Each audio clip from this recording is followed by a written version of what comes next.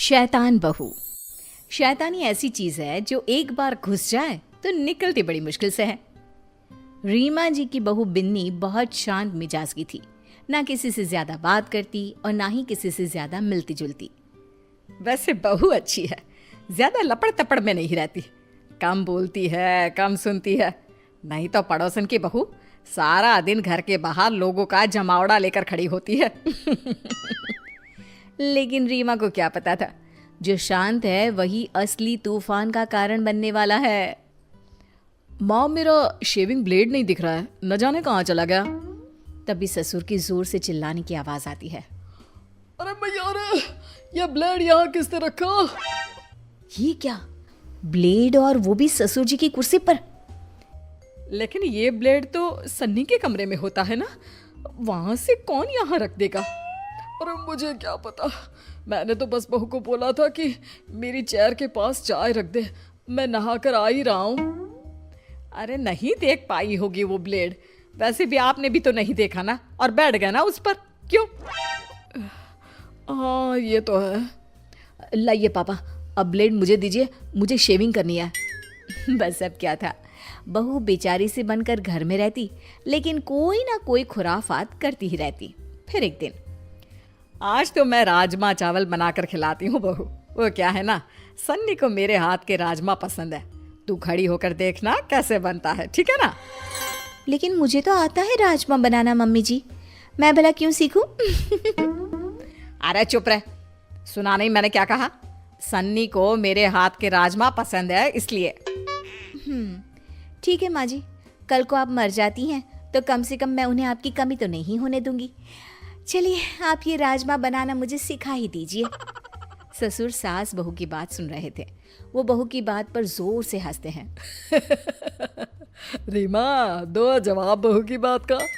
हाँ जी। तो बात यह है कि सास इसलिए बहू को नहीं सिखाती कि वो मर जाए तो बहू बेटे को माँ की कमी महसूस ना होने दे, लेकिन मैं तुझे इसलिए सिखा रही हूँ क्योंकि अब से मैं आराम से बैठा करूंगी और घर में तू राजमा बनाएगी, समझी? बहू को सास की आराम परस्ती वाली सोच पर गुस्सा आ जाता है। बड़ा ये आराम करे, ये मलाई खाए, ये पार्टी करे, और मैं नाकरानी। अब बताती हूँ कि कैसे बनता है राजमा।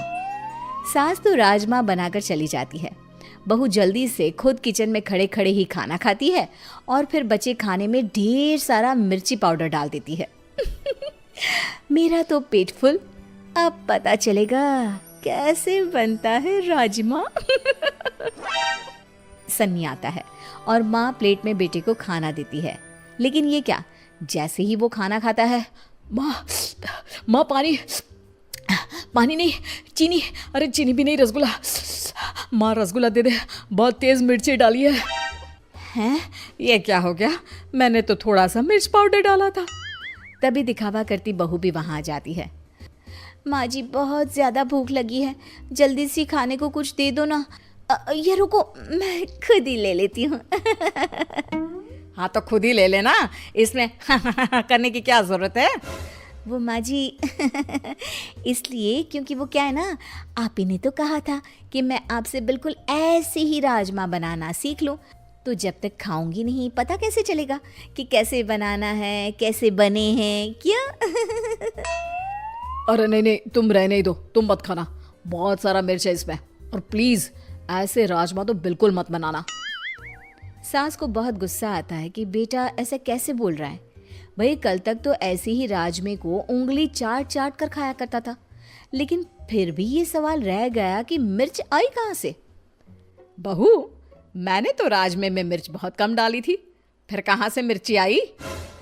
क्या है माँ, उस पर शक क्यों कर रही हो? अरे वो क्यों करेगी, और माना कि जलन के मारे वो ऐसा कर भी दे तो वो क्या खुद खाने की जिद करती? क्या माँ, उम्र हो रही है तुम्हारी। माँ भी समझ जाती है कि उसकी उम्र तो हो रही है, लेकिन मिर्च इतनी ज्यादा। खैर, बहू की शैतानियां तो बढ़ती ही जाती है। वो ना कुछ देखती ना कुछ सोचती, बस कुछ ना कुछ शैतानियां करती रहती। फिर एक दिन, हम लोग ना थोड़ा घूमने जा रहे हैं। अरे थोड़ा क्यों जा रहे हैं, अब जाना ही है तो पूरे जाइए ना। मजाक कर रही हैं आप? अरे नहीं नहीं, क्यों? हम क्यों मजाक करेंगे? बड़ी मजाकिया हैं आप। अच्छा सुनिए ना, कल से हम लोगों के बगान में पानी दे देना ना। और हाँ, वहाँ कोई भी पौधा मरना नहीं चाहिए, नहीं तो। नहीं तो क्या है? एक तो मदद करेंगे, ऊपर से धमकी? अरे ना जी ना, ये बर्दाश्त नहीं होगा। बहू को बुरा लग जाता है, या यूं कहे कि पड़ोसन और सास के बीच की नोक झोंक के बीच उसके मन का खुराफाती दिमाग जाग जाता है। फिर अगले रोज पड़ोसन के घर जाकर बहू सारा बाग तहस नहस कर देती है, गेट के अंदर गाय छोड़ देती है और सारे गमले तोड़कर घर जाकर सो जाती है। हे भगवान, अपने घर का काम कम है, जो पड़ोसन नई ड्यूटी देकर गई है उनके पेड़ों को पानी डालने की। अब तो होगा बवाल पूरा वाला।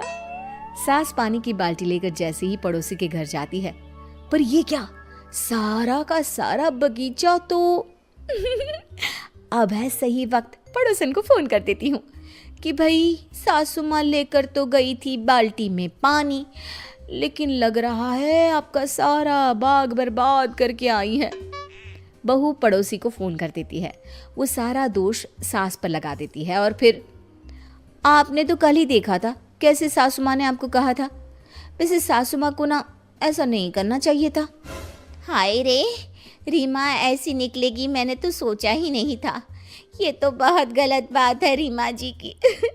मेरा तो सारा बाग ही बर्बाद कर दिया। आती हूँ तब खबर लेती हूँ तेरी सास की।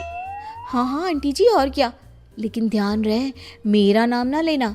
वो क्या ना, मुझे तो उनके साथ ही रहना है, मैं तो बस आपकी शुभ चिंतक थी तो बता दिया। हाँ बेटा, उसकी ज़रूरत ही नहीं पड़ेगी। लेकिन ये क्या, 2 दिन बाद पड़ोसन जब रमा के घर में आती है तो पूरे गुस्से से लाल होती है। मज़ा आ गया, आज तो सासू माँ की ऐसी की तैसी होना तय है। लेकिन ये क्या, पड़ोसन तो सास को छोड़ बहू को खूब डांटती है। अरे क्या हो गया, आपका बाग खराब था तो मेरी बहू पर गुस्सा निकालने की जरूरत क्या है?